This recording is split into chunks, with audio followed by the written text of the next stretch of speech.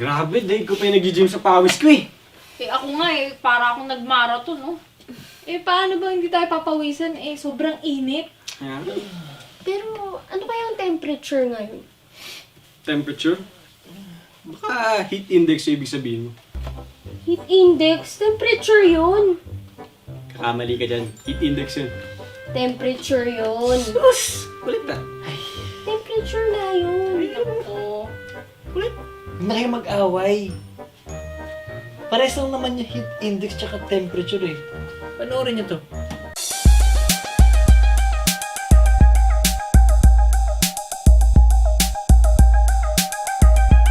Kapag mataas na ang temperatura ng ating katawan, ito ay otomatikong naglalabas ng pawis upang mapababa ang init na ating nararamdaman.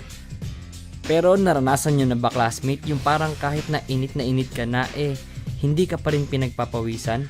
Ito ay dahil sa mataas na atmospheric moisture o relative humidity.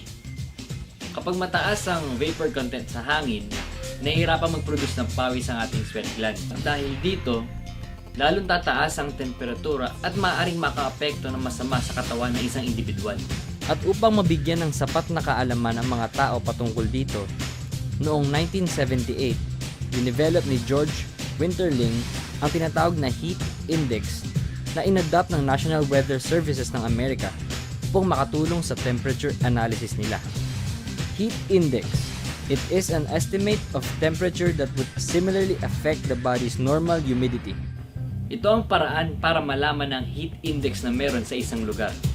Based dun sa formula ng Stelzmann's formula.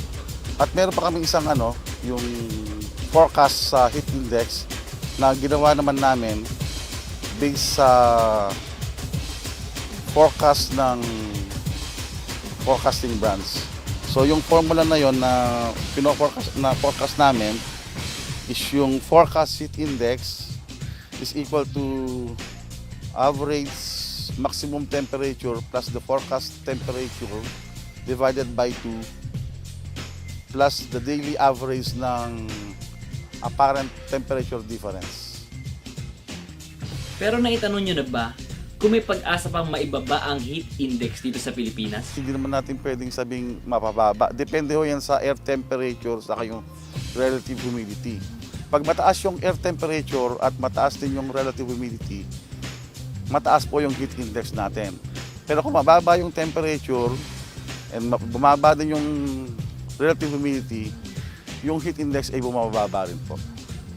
Ayon sa heat index chart, ang temperatura na nasa 80 degrees Fahrenheit o 26 degrees Celsius ay classified na as caution. Sa temperaturang ito, ang ating katawan ay maaari na makaramdam ng madali ang pagod o fatigue. Maaari na tayo makaranas ng heat stroke, heat cramps, at heat exhaustions kung matagal tayong ma-expose sa temperaturang 32 degrees Celsius na classified as extreme caution.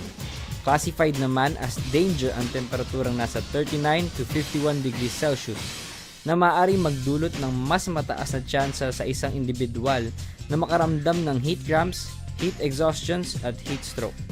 Classified as extreme danger naman ang temperaturang may 125 degrees Fahrenheit o nasa 51.6 degrees Celsius na nagbibigay sa atin ng mas mataas na tsansa sa heat stroke na maaaring umauwi sa kamatayan. Kaya mga classmate, ugaliin kumain ng watery fruits at uminom ng maraming tubig para makaiwas tayo sa mga gantong panganib. Ika nga nila, prevention is better than cure. Lagi natin tandaan na ang knowledge in this world is accurate kung ito ay science na science.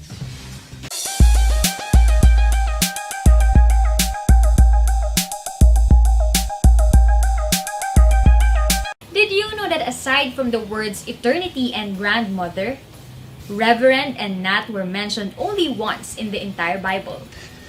Reverend can be read in Psalms 111:9. He sent redemption unto his people.